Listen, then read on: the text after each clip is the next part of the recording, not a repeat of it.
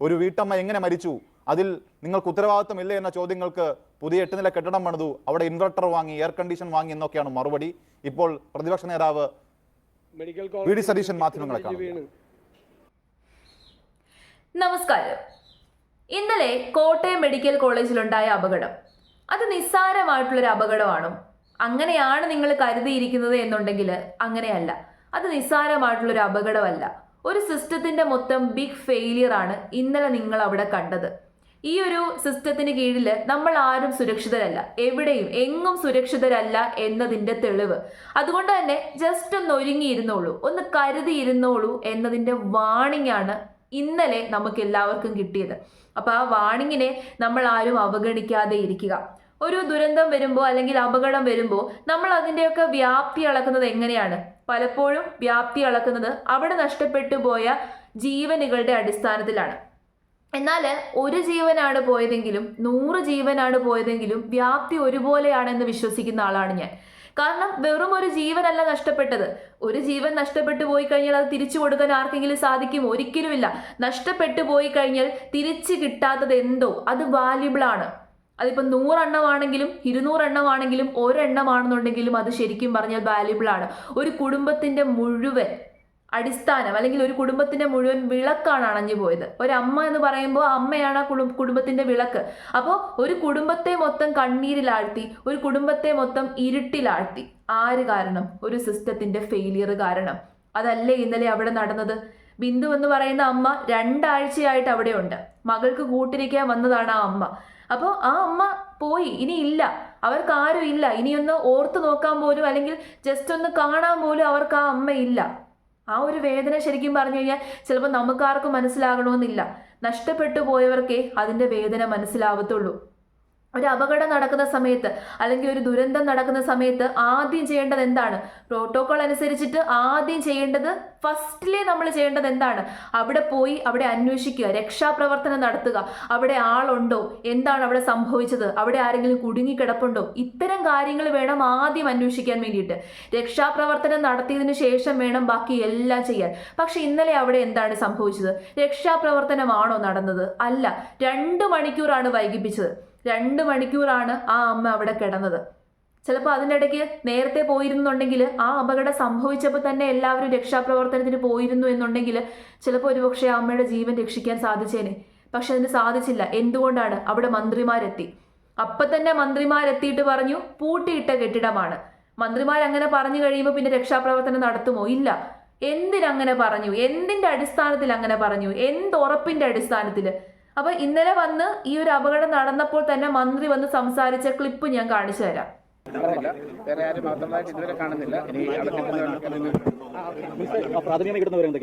നമ്മൾ അടച്ചിട്ടിരുന്ന താഴത്തെ ടോയ്ലറ്റിന്റെ ഭാഗമാണ് അവിടെ ഇപ്പോൾ ഇടിഞ്ഞു വീണതായിട്ട് കാണുന്നത്. നമ്മൾ ഈ ബ്ലോക്കിന്റെ ഒരു അവസ്ഥയുടെ പശ്ചാത്തലത്തിൽ കൂടിയാണ് കിഫ്ബിയിലൂടെ പണം അനുവദിച്ച് പുതിയ ബ്ലോക്ക് പൂർത്തീകരിച്ചിട്ടുണ്ട്. അവിടേക്കുള്ള ഷിഫ്റ്റിംഗ് പ്ലാൻ ചെയ്തിരുന്നു. കഴിഞ്ഞ 3 ആഴ്ച മുൻപ് ഞാനും വാസ്തു മിനിസ്റ്റർ കൂടി ഇവിടെ ഒരു യോഗം എടുത്തിരുന്നു. അപ്പോൾ നമ്മളിത് ഷിഫ്റ്റിംഗ് സ്റ്റാർട്ട് ചെയ്യുകയാണ്. അപ്പോൾ ഈ ഒരു സംഭവത്തിൽ 2 പേർക്ക് പരിക്കുണ്ടെന്നാണ്. സാരമായ പരിക്ക്, വളരെ സാരമായില്ലേ? അത് പൂട്ടിയിട്ടിരുന്ന കെട്ടിടമാണ് എന്ന് പറഞ്ഞു. അങ്ങനെ പറയുമ്പോൾ പിന്നെ പൂട്ടിയിട്ട കെട്ടിടത്തിലേക്ക് ആരും പോവില്ലല്ലോ എന്നുള്ളൊരു ചിന്ത ഉണ്ടാകും. അങ്ങനെ രക്ഷാപ്രവർത്തനം 2 മണിക്കൂർ വൈകി. സത്യത്തിൽ വാർത്താ സമ്മേളനമാണോ അവിടെ ആദ്യം നടക്കേണ്ടിയിരുന്നത്? ആണോ? ഒരിക്കലും അല്ല. ഇതാണ് ഞാൻ പറഞ്ഞത്, ഒരു സിസ്റ്റത്തിന്റെ തകർച്ചയാണെന്ന്. ആ കെട്ടിടം തകർന്നു വീണത് കൊണ്ട് മാത്രമല്ല അങ്ങനെ പറഞ്ഞത്. സിസ്റ്റത്തിന് ഫെയിലിയർ വരിക എന്ന് പറഞ്ഞു കഴിഞ്ഞാൽ പ്രോട്ടോകോൾ അനുസരിക്കാതെ എല്ലാ കാര്യങ്ങളും ചെയ്തു വെച്ചു. യാതൊരു രീതിയിലുള്ള മുൻകരുതലും എടുത്തില്ല. അത് തന്നെയാണ് സിസ്റ്റത്തിന്റെ ഫെയിലിയർ. കഴിഞ്ഞില്ല. 2 മണിക്കൂറിന് ശേഷം അവിടെ പോയി ഇങ്ങനൊരു സംഭവം ഉണ്ടായി എന്ന് അറിഞ്ഞപ്പോഴെങ്കിലും അതിന്റെ ഉത്തരവാദിത്തം ഏറ്റെടുത്തോ? ഇല്ല, ഉത്തരവാദിത്തം ഏറ്റെടുത്തില്ല. അപ്പോഴും മന്ത്രിമാര് വന്ന് മാധ്യമങ്ങളുടെ മുമ്പിൽ വന്ന് കൈയൊഴിയുകയാണ്. ഞങ്ങൾ പുതിയ കെട്ടിടം പണിഞ്ഞു, ഞങ്ങൾ അവിടേക്ക് ഷിഫ്റ്റ് ചെയ്യാനിരുന്നതാണ്, ഇങ്ങനെ പറഞ്ഞ് കൈയൊഴിയുകയാണ്. ഉത്തരവാദിത്തം ഏറ്റെടുക്കണം. നമ്മൾ ഭരിക്കുന്ന സമയത്ത് ഇങ്ങനെ എന്തെങ്കിലും ഒരു അപകടം വരുമ്പോൾ അതിന്റെ ഉത്തരവാദിത്തം ഏറ്റെടുക്കേണ്ടത് ആരാണ്? ഭരിക്കുന്ന വ്യക്തികളാണ്. അങ്ങനെയല്ലേ ചെയ്യേണ്ടത്? പിന്നെ ഇവര് പറയുന്നു അത് ഒഴിഞ്ഞു കിടന്ന കെട്ടിടമാണ്, പൂട്ടിയിട്ട കെട്ടിടമാണ്. എന്നാൽ ഈ അപകടം നടക്കുന്ന സമയത്തൊക്കെ തന്നെ അവിടെ ആൾക്കാരുണ്ടായിരുന്നു. അവിടെ ബാത്റൂമിൽ പോകാനും മറ്റാവശ്യങ്ങൾക്ക് വേണ്ടിയിട്ട് സ്ത്രീകളും കുട്ടികളും ഒക്കെ ഉപയോഗിച്ചിരുന്നു. അതിന്റെ തെളിവുകളും മാധ്യമങ്ങൾ പുറത്തു കൊണ്ടുവന്നിട്ടുണ്ട്. ദൃക്സാക്ഷികൾ പറയുന്നതുണ്ട്. ആ കാര്യം കൂടി നമുക്കൊന്ന് കേട്ടു നോക്കാം. പൊളിഞ്ഞു വീഴാറായ കെട്ടിടത്തിലേക്കുള്ള പ്രവേശനം നിരോധിക്കാൻ പോലും അധികൃതർ തയ്യാറാകാത്തതാണ് ബിന്ദുവിന്റെ ജീവൻ നഷ്ടപ്പെടാൻ പ്രധാന കാരണം. രക്ഷാപ്രവർത്തനം പോലും തടസ്സപ്പെടുത്തും വിധത്തിലുണ്ടായ മന്ത്രിമാരുടെ പ്രതികരണങ്ങൾ കൂടിയായതോടെ ദുരന്തത്തിന്റെ ആഘാതം ഇരട്ടിയാവുകയായിരുന്നു. ആരോഗ്യമന്ത്രി പറഞ്ഞതാണ് കൃത്യം കണക്കെങ്കിൽ 68 വർഷം പഴക്കമുണ്ട് ഇന്ന് പൊളിഞ്ഞു വീണ കെട്ടിടത്തിന്. 2013 മുതൽ കെട്ടിടം പുതുക്കി പണിയണമെന്ന ആവശ്യം ഉയർന്നിരുന്നെന്നും മന്ത്രി തന്നെ വെളിപ്പെടുത്തി. ഇത്രയും പഴക്കമുള്ള കെട്ടിടം എന്തുകൊണ്ട് ഇതുവരെ പൊളിച്ചു നീക്കിയില്ല എന്നത് ആദ്യത്തെ പ്രശ്നം. ആളില്ലാത്ത കെട്ടിടമാണ് ഇടിഞ്ഞു വീണതെന്ന് പറയാനാണ് മന്ത്രിമാരെല്ലാം ശ്രമിച്ചത്. പക്ഷേ അപകടത്തിന് തൊട്ടു മുമ്പ് വരെയും ആളുകൾ കയറി ഇറങ്ങി ഉപയോഗിച്ചിരുന്ന കെട്ടിടമാണിതെന്ന് രോഗികളുടെയും കൂട്ടിരിപ്പുകാരുടെയും പ്രതികരണങ്ങളിലൂടെ പകൽ പോലെ വ്യക്തമായി. നിങ്ങൾ ഈ അപകടം നടക്കുന്ന അകത്തുണ്ട്, ഞങ്ങൾ എല്ലാവരും അകത്തുണ്ട്. ഞങ്ങൾ ഈ കൊച്ചിന്റെ അമ്മയൊക്കെ ആയിട്ട് വർത്താനം പറഞ്ഞുകൊണ്ടിരിക്കുക. കെട്ടിടത്തിലെ ബാത്റൂമാണോ നിങ്ങൾ ഉപയോഗിച്ചുകൊണ്ടിരുന്നത്? അതെ അതെ, അത് 2 ബാത്റൂം ഉപയോഗിക്കുന്നുള്ളൂ, ബാക്കി 2-3 അടച്ചിട്ടേക്ക് വരുന്നു. പോയി കിടക്കുന്നു. ആ കെട്ടിടമാണ് ഇപ്പൊ പൊളിഞ്ഞു വീണത്. അതെ അതെ. മന്ത്രിമാരുടെയും ആശുപത്രി അധികൃതരുടെയും മറ്റൊരു നുണ പൊളിയുന്നത് ഇവിടെയാണ്. അപകട സമയത്ത് 100-ലേറെ പേരുണ്ടായിരുന്നു കെട്ടിടത്തിൽ. എന്നിട്ടും എന്തുകൊണ്ട് മന്ത്രിമാർ ഇത് മറച്ചുവെച്ചു എന്നത് മറ്റൊരു പ്രശ്നം. കെട്ടിടത്തിന്റെ തകരാറിനെ പറ്റി മുമ്പേ കേട്ടല്ലോ, ഇതൊന്നും ആർക്കും കേൾക്കണ്ട, കാണണ്ട. ഇപ്പൊ ഈ ഒരു സിസ്റ്റത്തിന് കീഴില് മാനത്തിനും വിലയില്ല, അഭിമാനത്തിനും വിലയില്ല, എന്തിന് ജീവന് പോലും വിലയില്ലാത്ത അവസ്ഥയാണ്. ജനങ്ങളുടെ ജീവന് പോലും ഇപ്പൊ വിലയില്ല. എന്തും ഏത് നിമിഷവും ആർക്ക് വേണമെങ്കിലും സംഭവിക്കാം, ഒരു കുഴപ്പവുമില്ല. എല്ലാം കഴിയുമ്പോൾ വന്നിരുന്ന് കയ്യങ്ങൊഴിയും, അല്ലെങ്കിൽ കുറച്ച് ന്യായീകരണം നടത്തും. ഞങ്ങളൊന്നും ചെയ്തില്ലേ എന്നങ്ങ് പറയും. അതോടുകൂടിയിട്ട് എല്ലാം കംപ്ലീറ്റ് ആവും. പിന്നെ ഇത് കുറച്ച് ദിവസം കൂടി വാർത്തയാകുന്നു എന്ന് കാണുമ്പോൾ ഏതെങ്കിലും ഒരു വലിയ വാർത്ത കൊണ്ടിട്ട് ഇതിനെ അങ്ങ് മുക്കുകയും ചെയ്യും. അതോടുകൂടിയിട്ട് ജനങ്ങൾ മറക്കും, ഇതെല്ലാം ജനങ്ങൾ മറക്കും. പിന്നെയും പിന്നെയും നമ്മളിങ്ങനെ സഹിക്കുകയാണ്. ഇപ്പൊ പ്രതിപക്ഷം ഇതിനകത്ത് വലിയ രീതിയിൽ ഏറ്റെടുത്തിട്ടുണ്ട്. സത്യത്തിൽ പ്രതിപക്ഷത്തിന് അവിടെ നഷ്ടപ്പെട്ടു പോയ ജീവന് വില ഉള്ളത് കൊണ്ടാണോ? ഒരിക്കലും അല്ല. അങ്ങനെ ഒരു ആത്മാർത്ഥത ഉള്ളത് കൊണ്ടൊന്നും അല്ല. ഭരണപക്ഷത്തിന് നേരെ എന്തെങ്കിലുമൊക്കെ കല്ലെറിയാൻ കിട്ടിക്കഴിഞ്ഞാൽ അവർ ഏറ്റെടുക്കും. അതുകൊണ്ട് തന്നെ അവരതിനെ ഏറ്റെടുത്ത് വലിയ ബഹളം ഉണ്ടാക്കുന്നു. അങ്ങനെയെങ്കിലും ചെയ്യട്ടെ. അതെങ്കിലും ഇല്ലെന്നുണ്ടെങ്കിൽ പിന്നെ ഈ നാട് കുട്ടിച്ചോറായിപ്പോവും.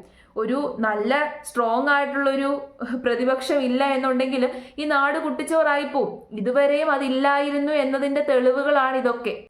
അത് കാരണത്താലാണ് ഇത്തരം സംഭവങ്ങളൊക്കെ ഇവിടെ ആവർത്തിക്കുന്നത്. എപ്പോഴും ഒരു ഭരണപക്ഷം നല്ല രീതിയിൽ കാര്യങ്ങൾ ചെയ്യുന്നത് എപ്പോഴാണ്? സ്ട്രോങ് ആയിട്ടുള്ള ഒരു പ്രതിപക്ഷം ഉള്ളപ്പോഴാണ്. ഇവിടെ സ്ട്രോങ് ആയിട്ടുള്ള പ്രതിപക്ഷവും ഇല്ല, സ്ട്രോങ് ആയിട്ടുള്ള ഭരണപക്ഷവും ഇല്ല. എല്ലാം അഴിമതിയുടെ പിന്നാലെയാണ്. ഈ ഒരു സംഭവത്തിന് ശേഷം വി ഡി സതീശൻ, പ്രതിപക്ഷ നേതാവ് വി ഡി സതീശൻ മാധ്യമങ്ങളോട് പ്രതികരിച്ചിരുന്നു. അദ്ദേഹത്തിന്റെ പ്രതികരണവും കൂടി നമുക്കൊന്ന് കേൾക്കാം. നിർഭാഗ്യകരമാണ്. ഏറ്റവും സങ്കടകരമായ കാര്യം ഒരു രക്ഷാപ്രവർത്തനം അവിടെ നടന്നില്ല എന്നാണ്. കാരണം മന്ത്രിമാർ, ആരോഗ്യവകുപ്പ് മന്ത്രിയും സഹകരണ വകുപ്പ് മന്ത്രിയും സ്ഥലത്തെത്തി ആ കെട്ടിടം അടഞ്ഞു കിടക്കുന്ന കെട്ടിടമാണ്, അതിൻ്റെ അകത്ത് ഒരാൾ പോലും ഇല്ല എന്ന് ഔദ്യോഗികമായി പ്രഖ്യാപിക്കുകയാണ്. അവരത് പറഞ്ഞതിൻ്റെ പേരിലാണ് രക്ഷാപ്രവർത്തനം നടക്കാതെ പോയത്. പക്ഷേ ഇന്ന് രാവിലെ കൂടി അവിടെ ആളുകൾ കുളിക്കുകയും ടോയ്ലറ്റിൽ പോവുകയൊക്കെ ചെയ്തതാണെന്ന് പലരും പറഞ്ഞിട്ടുണ്ട്. അത് ഉപയോഗത്തിലുണ്ടായിരുന്ന ഒരു കെട്ടിടമാണ്. ഇന്ന് രാവിലെ കൂടി ഉപയോഗിച്ച ഒരു കെട്ടിടമാണ്. എന്തിൻ്റെ അടിസ്ഥാനത്തിലാണ് ആരോഗ്യമന്ത്രി വന്ന് അവിടെ ഉപയോഗിക്കാത്ത കെട്ടിടമാണ്, അതിൻ്റെ അകത്ത് ആരുമില്ല എന്ന് പറഞ്ഞത്? എന്ത് വിവരത്തിൻ്റെ അടിസ്ഥാനത്തിലാണ്? അവരുടെ ആ ഒറ്റ പ്രഖ്യാപനം കൊണ്ടാണ് ഇന്നവിടെ രക്ഷാപ്രവർത്തനം നടക്കാതെ പോയത്. ഒരു കുടുംബത്തിന് അവരുടെ അമ്മയെ നഷ്ടപ്പെട്ടത്, ഒരു സ്ത്രീയാണ് പോയത്, ഒരു ജീവനാണ് നഷ്ടപ്പെട്ടത്. അതിൻ്റെ ഉത്തരവാദിത്തം അവർക്കുണ്ട്. എവിടെ നിന്നെങ്കിലും പറഞ്ഞ് മൈക്കിൻ്റെ മുമ്പിൽ വന്ന് ആരെങ്കിലും തയ്യാറാക്കി കൊടുക്കുന്ന നറേറ്റീവ് പറയുക എന്നുള്ളതാണ് ഇവരുടെ ജോലി. അത്യാഹിത ഘട്ടത്തിൽ, അത്യാസന്നമായ ഘട്ടത്തിൽ അവിടെ ഒരു രക്ഷാപ്രവർത്തനം നടത്താൻ പോലും ഇവരുടെ നിലപാടുകൊണ്ട് കഴിഞ്ഞില്ല. സത്യത്തിൽ ആ മരണത്തിൻ്റെ ഉത്തരവാദിത്തം അവരെ ഏറ്റെടുക്കേണ്ടതാണ്. അവരാണ് പറഞ്ഞത്, ഔദ്യോഗികമായി പറയാണ് മാധ്യമങ്ങളോട്, ഇത് ക്ലോസ് ചെയ്തിട്ടിരിക്കുകയാണ്, അവിടെ ആരുമില്ല. അവിടെ ഉപയോഗത്തിലുള്ള ഒരു കെട്ടിടത്തെക്കുറിച്ചാണ് ഈ പറയുന്നത്. ഇന്നുകൂടി ഉപയോഗിച്ച ഒരു കെട്ടിടത്തെക്കുറിച്ചാണ് പറയുന്നത്. ഇദ്ദേഹം പറഞ്ഞ കാര്യങ്ങളൊക്കെ വളരെ ശരിയാണ്.